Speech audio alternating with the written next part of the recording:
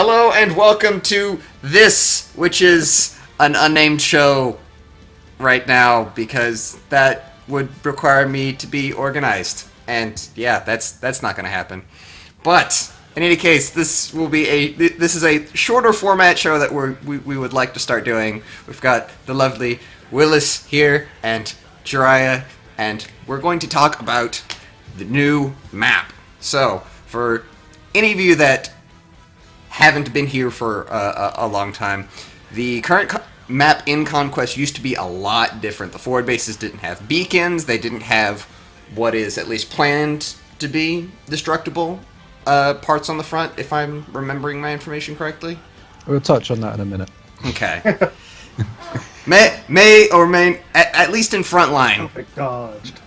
Yeah, at least in frontline, they were destructible. They may or may not, or might find out here in a minute.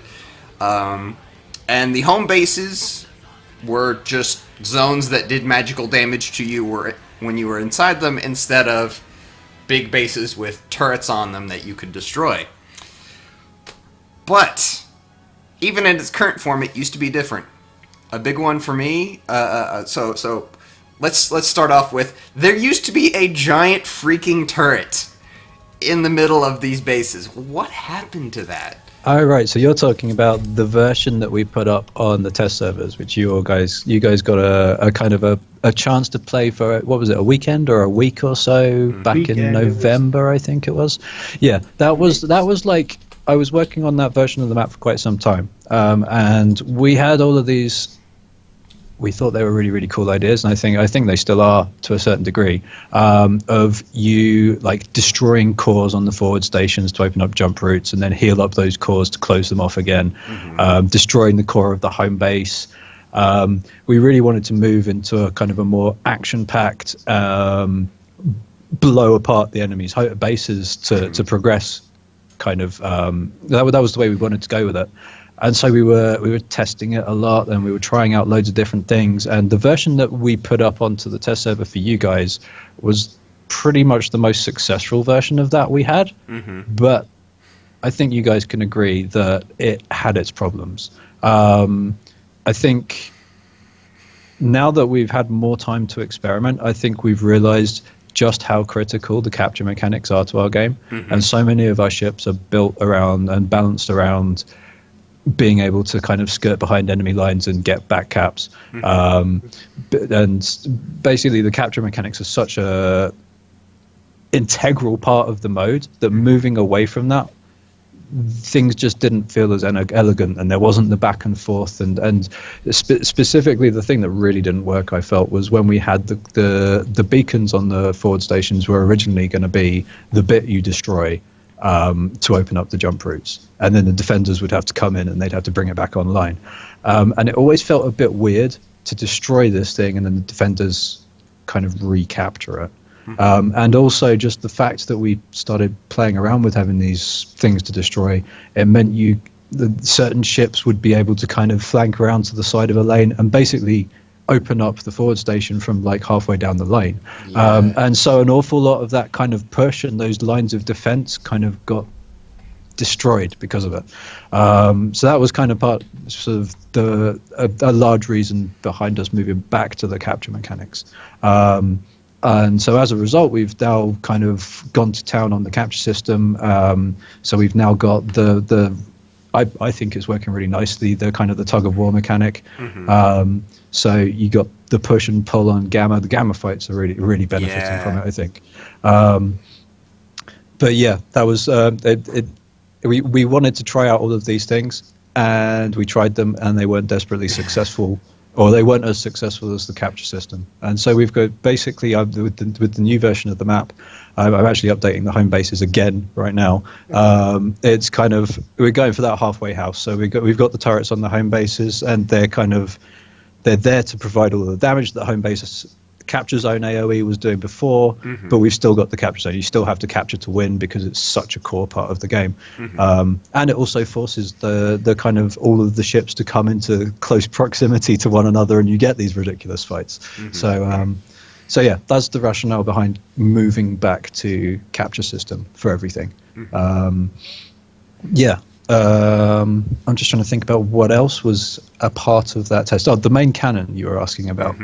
So this new version of the home base that I'm working on right now has that main cannon back. Ooh. So yeah, basically before Christmas, we wanted to drop a new home base, but we didn't have massive amounts of time to do a full rework. So I kind of did a very similar to the old home base sort of style, sort of rough design with some of the new pieces we had, and bolted turrets all over it, which in theory have no dead zones. The version we put out before Christmas, those turrets were way too powerful, and as a result, game times were dragging on, and it wasn't uncommon to have sort of 50-minute games because of it.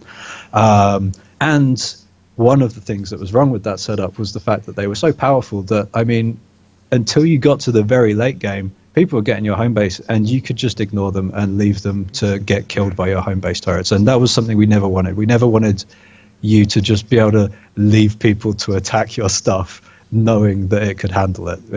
We always wanted players to have to respond. So that's kind of why we've toned down the base defenses a hell of a lot. And looking at the numbers on what we've done to the base defenses, just for your reference, like before Christmas, when we put out the patch initially, they were doing, each shot from the turrets was doing 100 damage, and there was no reduction on that whatsoever. Whereas the new version, the only change really is the fact that they're doing 75 damage per shot, but there's an awful lot of damage reduction over the course of the game. Once you get to level 9, you've got 70% reduction against that. So they're really just tickling you at that point, and people have to defend.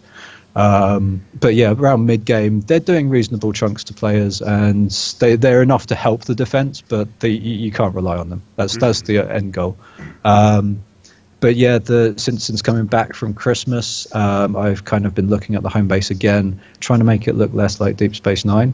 That was my first thought when I loaded it up. It's like, it's Deep Space Nine. Quick, the Gemini attacking. Defend. It's a nice design for a space station. It wasn't completely intentional. It was just a happy coincidence that it kind of worked. But yeah, the new version, it's similar. It's got a big kind of horizontal ring, much like the one we've got now, but it's a much thinner ring, much harder to kind of jam yourself in and hide from everything. Yeah.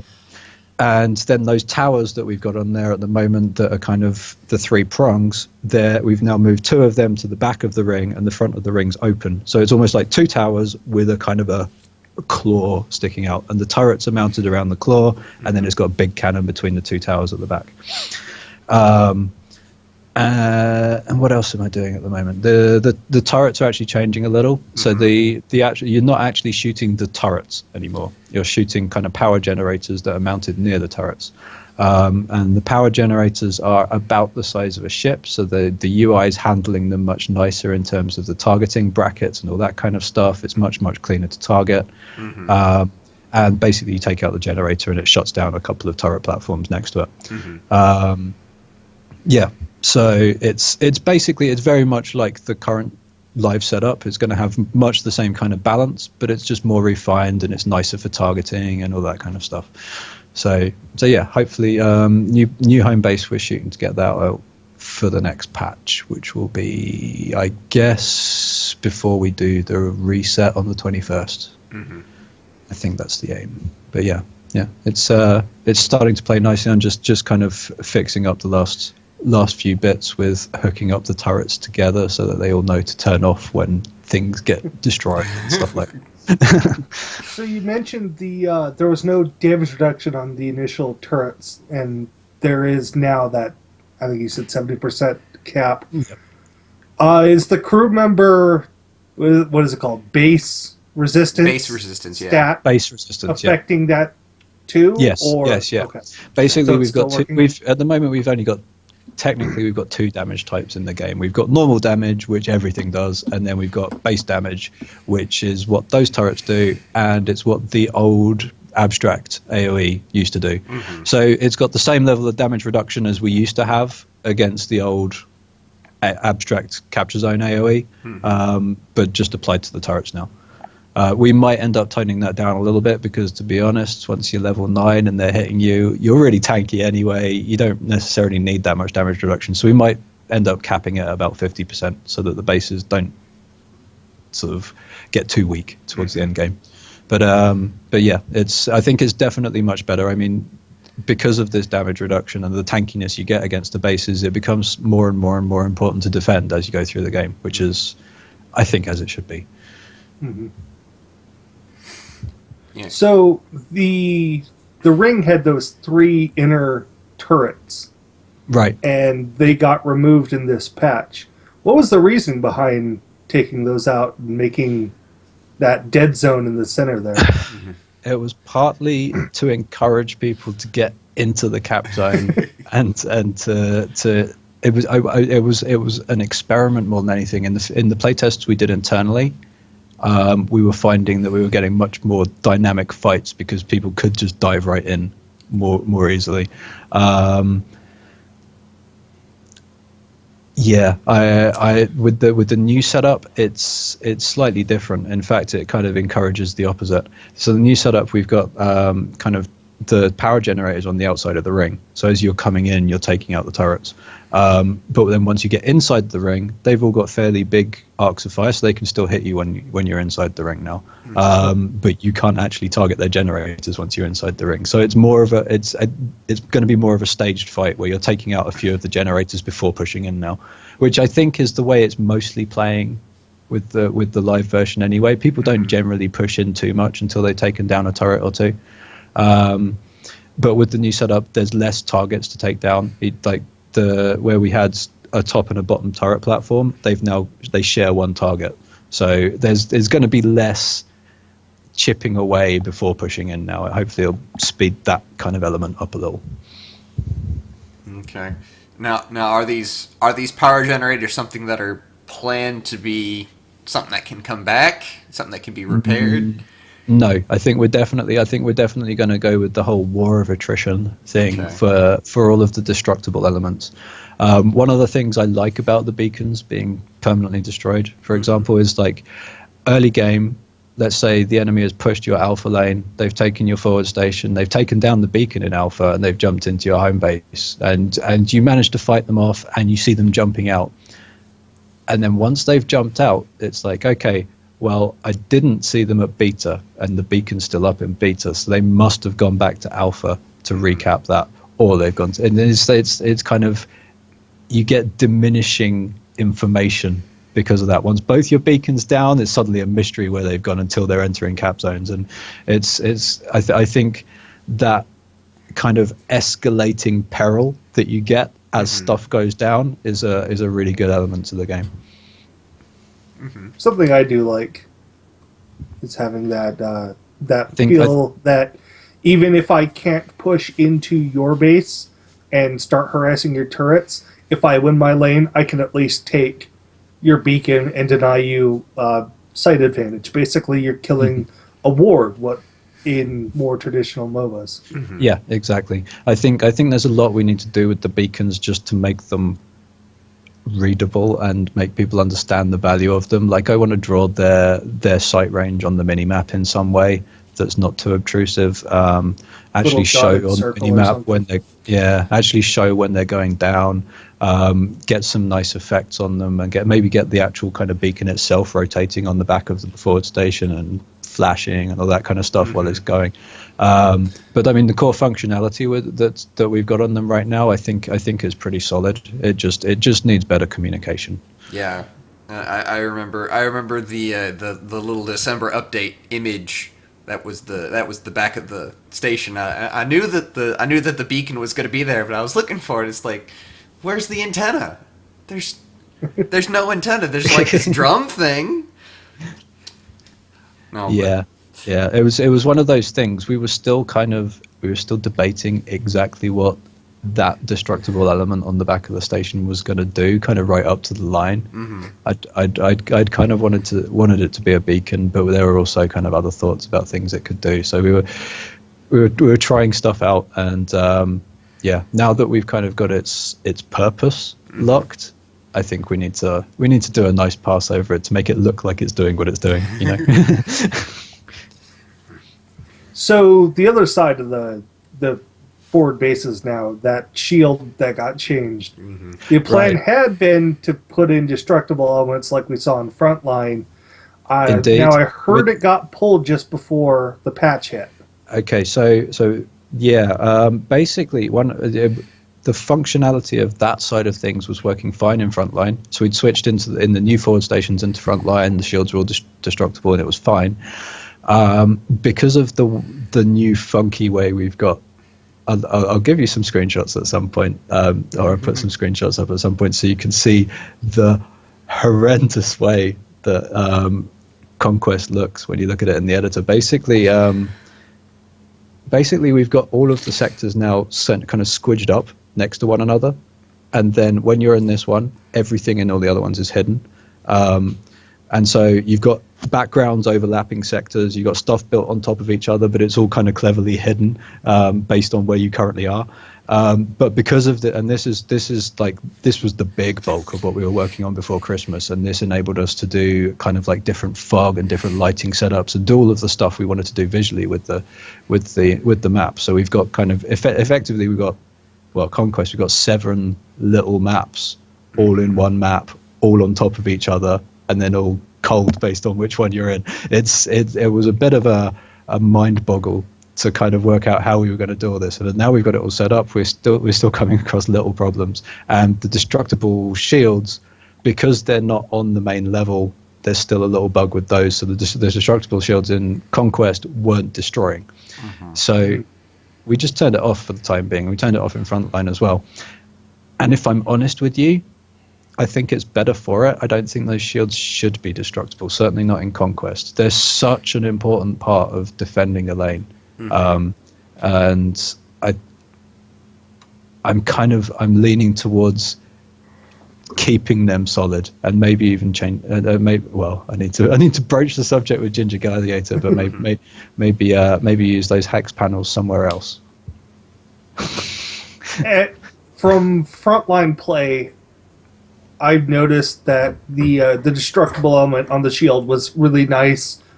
When you got to sudden death and you had that advantage, either you've killed someone or you have a significant level lead, where you can just force the issue and they couldn't hide behind that shield. Mm-hmm. Yeah, you could make them come out and fight, or you could leave them behind that shield and just pound on them anyway. I really like that element in Frontline. But I think you're right. I don't think it would work so well in Conquest because, as you said, it is a big part of defending that lane. When you're pushed back to that forward base, that becomes pretty much your only option for cover from long-range fire, is that shield. And it is so critical that you have it there, especially for ships like the Brawler or the supports, that not having it there can just end the game. Yep. Yep. Yeah. No, and I would agree with you that on Frontline it's really cool having a destructible because, especially in those sudden death situations, you can force the situation and force people out of cover. So maybe moving forwards, maybe we will. Yeah, I think maybe the answer is make a new shield for the forward stations in Conquest and keep the destructible one in Frontline. Mm-hmm. I'm just talking out loud now, thinking out loud right now. But no, I agree with your sentiment. I think it's important in Frontline, but I think having it not destructible is important in Conquest. Yeah. Yeah. So the lane change in Alpha, those asteroids, I really like the feel of Alpha now. Mm-hmm. It feels good. Like they're. Alpha really didn't feel like there was cover that I could actually use beforehand. They were too large. It took me too long to get something besides an equalizer around the side of them where I could do any kind of real flanking maneuvers. These new ones do give me the options while still being a bit out of my way. I still have the option. I can go dart behind them. There were a number of times I've had so far where, as an interceptor, I'll duck behind one of these until an enemy comes across that point and then jump out when they're not expecting it, hit them from the side and rip them to pieces. and Yeah, it's been opening a lot for me. I'm feeling pretty good about the setup in alpha. I mean, one of the things I was really trying to get in the new version of alpha was lots of stuff that breaks kind of the vertical lines. So lots of going over and above under stuff. So you can kind of go over stuff and get behind people, and very much that vertical gameplay I was going for in alpha. Yeah, I'm glad to see that you're liking it more than the old setup. I wanted to keep the kind of the essence of the old setup because I kind of like the aesthetic, that kind of that kind of jagged horizontal style, but actually make it serve more of a functional purpose. And it's good to hear you say that, because that was kind of what I was going for. A lot of people have been talking about the changes to beta. Now that's the thing that's kind of interesting for me, because the asteroid setup in beta hasn't changed. And a lot of people have been speculating that the mines have moved, that the capture zones have changed size, that the forward stations have moved, that their capture zones have changed size. None of that has changed, which is really interesting that people think beta has changed, because that impression that they're getting must be coming entirely from the new jump points.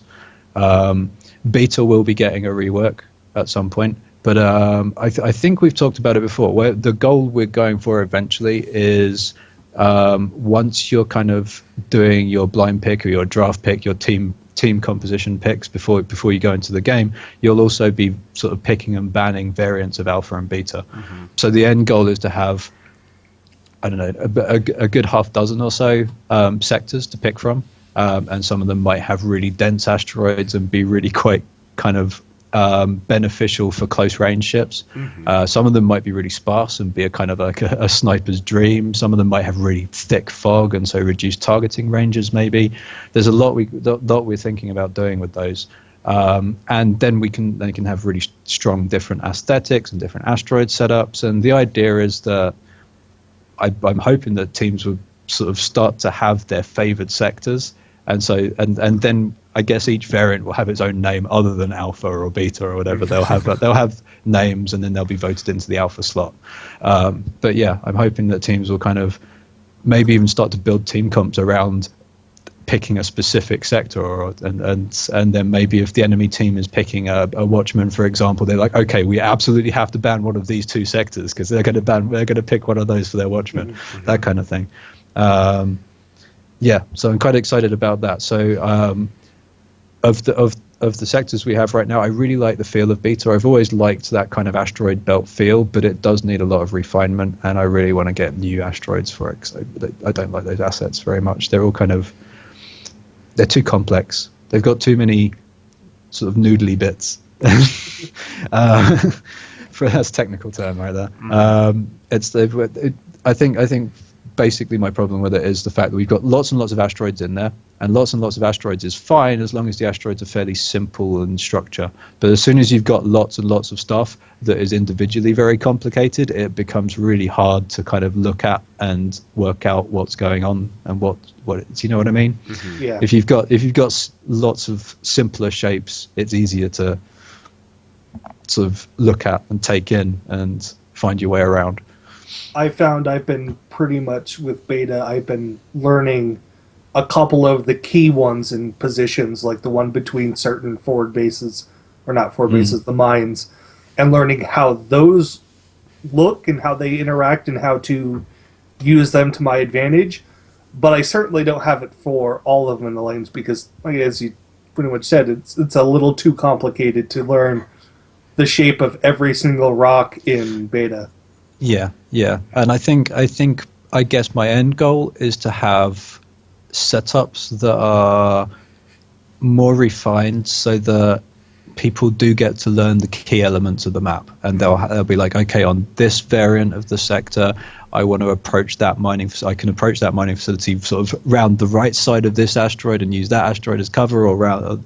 Once people kind of get to know their choice routes, and maybe I can blink between this one, and then hide for a second, and then blink all of the sectors need a lot more attention in terms of kind of spacing. I think we're getting kind of in the right ballpark, but I think there needs. Moving forward, I want to put far more attention into kind of specific intended routes for people to take and just kind of cleaning up the flow and that kind of stuff. Yeah, but yeah, I think fairly soon I'm hoping to do a rework of beta. But yeah, new home bases will be the next job. Also got some new plans for Gamma as well, which might be interesting for you guys. So you guys still planning on getting the robot Eye of Sauron? We heard so much about. You guys saw that? Did you guys see the video? There was a video Yes. online briefly. I think it got taken down of Yes. one of my old prototypes. Yeah, that's still very much what we want to do. But I think the way it's going to work, because in my head when I was designing that back then, it was going to turn it all into this big boss fight, and you'd kill the boss, and it would release the buff. And we were talking about whether killing it would give the buff to your team, or it would give the buff to everybody who's currently in Gamma, or there were lots of ways we were thinking about going with it. But the current thought that I have, we haven't tested this yet, but current thought that I've got is going back to the whole capture being critical to our game, is that when Gamma comes online, it'll kind of have an intermediary step between it coming online and the capture zone appearing. So it would come online, the boss would come online. Both teams could potentially jump in and take down this boss, or one team could jump in and take down this boss, and when the boss goes down, then it becomes available for capture. So killing the boss doesn't give the buff. You kill the boss to get the capture zone, and then you capture it to get the buff. So in my head, this could be quite interesting. I think you might end up with two teams jumping in and trying to wipe each other before taking out the boss, or they'll be jumping in and ganging up on the boss and then having a standard Gamma fight over the remainder. But I think the capture mechanics are definitely going to have to stay in there, and that's in my head. This is going to work quite well, but we'll see what happens in practice. I think it's interesting. One of the things I've been thinking for a while would be a nice addition is to, like you were wanting to do with Alpha and Beta, have different Gamma fights available. Mm-hmm. One of the things I really like about the current Gamma is there are some people, there's a significant portion of the community, even among the veterans, who aren't nearly as efficient at using the cover in the current station as other people, and it becomes a huge aspect of the fight who can use that cover better. Mm-hmm.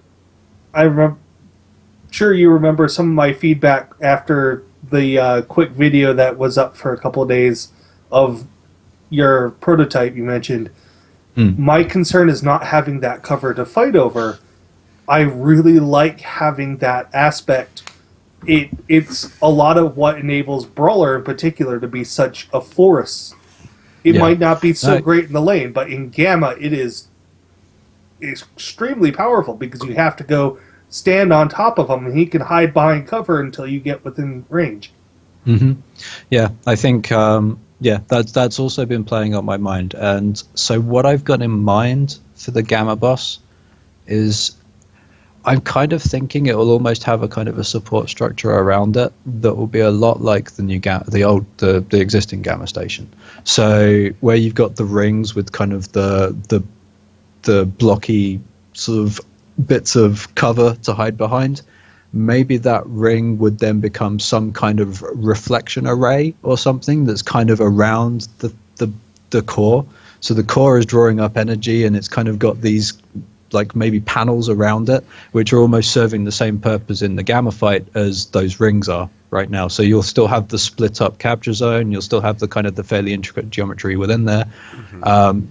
So it's still in the kind of the planning in my head stage, but it's kind of I think we can get pretty close to the same kind of geometry and the same kind of places to hide and ambush from that we have in the live version, with a boss right in the middle of it. Mm-hmm. That's where my mind's going at the moment. Will be interesting to see, at least. Mm-hmm. I would definitely want to test it. All right, cool. Then we're at about that half-hour mark. So, any last questions? Any last reveals? Ideas? Maybe. No. How are you guys feeling about the ranges on the current turrets that we have on the forward base. The And how accurate, I think it is what it is how accurate they are at range. what the home base turrets? Yeah. Yeah. Well, I set them up deliberately in such a way that in a mid-sized ship, you can dodge most of the shots if you're being careful. You can kind of kite about and juke your way out of most of the damage. But while you're doing that, you're focused kind of pretty much exclusively on that. That was the intention. They've also got a pretty long range. I think they're out to about 40k range. And that was entirely because snipers could back right up and start poking at them, and I wanted them to have the range on the snipers. Maybe they could have a higher projectile speed, make them a little tougher to dodge. That's one of those things that's going to come further down the line, maybe. It's one of those things we just need to play test it and tweak it and play test it and tweak it and play test it and tweak it.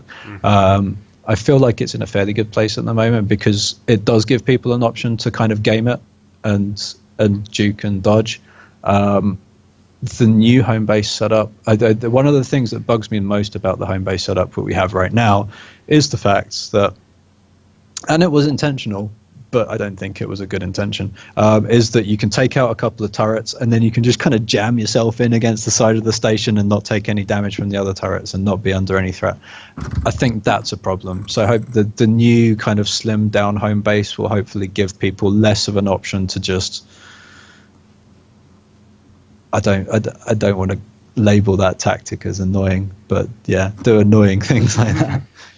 I liked the aspect, and I was showing Zared this a couple of weeks back when we were playing. There, you could take out one of them and hide right next to the vertical pylon and be protected, but you had to pretty much be, gut up against the station and right on there. As soon as you got outside of this small area, they started shooting you again, which was great if you were left alone in the station. It forced the defender to come back. But as soon as I started fighting, you get that defender coming in and fighting you, and you need to maneuver. It forces you out of that pocket and into the range of the others. I think the issue was mostly that if you took down like the two on a particular side for, like the upper section, it created a really big gap. And I think it was the size of that gap that is the issue. I like having the one pocket where I can kind of sit here and go, haha, now you have to come to me. But I think having the whole room for your entire team to sit and fight without having to risk it while only taking out two of them, I think it was a little much. Yeah. I think the new setup isn't so prone to that. The turrets actually have much better coverage now, so the other turrets will be able to cover dead ones better than the old setup. I think ultimately I prefer the idea of attackers coming in, destroying turrets, and then defenders having to respond to that, rather than attackers coming in and destroying a single turret and then sitting in a corner somewhere.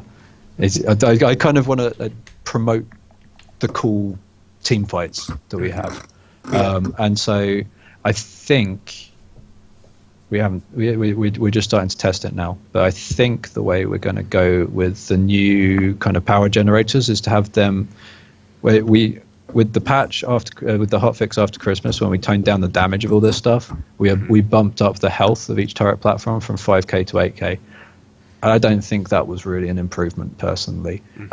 It just kind of dragged it out longer, if you know what I mean. So I feel like we'll probably end up bumping those power generators down to somewhere around 5 or 6k health, so that they're not quite so durable, and they can't, because it's just the health pool of a turret is purely just the amount of time it stays alive after someone starts shooting it. It's not like they're hard to hit or anything like that. So it's more of like that health pool is just there as a delaying mechanism for once someone gets there. And I feel like it's a bit big right now, and I feel like people should make more progress on the base faster, if you see what I mean. Yeah. One of the things that is constantly on our minds is the average game length. This is very much something. I mean, for a long time, the ideal goal has been a 20-minute average. And I'm of the opinion that we're never going to hit that with Conquest. I think the speed of the ships, plus the size of the map, plus the complexity of the map and the flow of it, I think balancing that in such a way that then the average becomes 20 minutes would be sacrificing the flow of the gameplay too much. I think we've got some really nice beats to the gameplay now. We've got the nice push and pull of gamma fights. We've got the awesome scrabbles around trying to seal up the forward stations when they've been compromised. And most games these days seem to be going to pretty much to the fourth gamma fight, and that's usually where it kind of ends. So we're seeing, I'm not sure exactly what the average is right now, but it definitely went up by 3 or 4 minutes from the pre-Christmas patch version to the Christmas patch version. So toning down the turrets on the home base was partly trying to kind of rein that back in and let people push through, finish games quicker. But yeah, it's one of those things that's constantly kind of in the back of our minds. We don't want to extend this game mode to an average of, I think a reasonable average game length that we can hit, and whilst maintaining the mode feeling awesome, I think would be about 25 minutes. So like a quick game might be 15 minutes and a long game might go to maybe 30, 35. But yeah, I think we don't want to have, ideally we don't ever want to have games that drag on too long, and we don't want games that are over too quickly either. We don't want unstoppable snowballs, but we don't want those impossible stalemates either. So that's like the high level goal behind everything that we're doing right now. And one of the things I'm worried about the new Gamma is it will do nothing but extend game length. But it sounds cool. Does sound cool. All right, well, Willus, thank you very, very much for sitting here and chatting with us about the map. It's been You're very welcome. really enlightening, and of course, once again, lots of cool things you got to tell us about that hopefully all come to fruition. And yeah, we need to do more of this. Yes, But we should. in any case, that is going to be it for now. We will see you guys next time. Bye. Bye. Bye bye.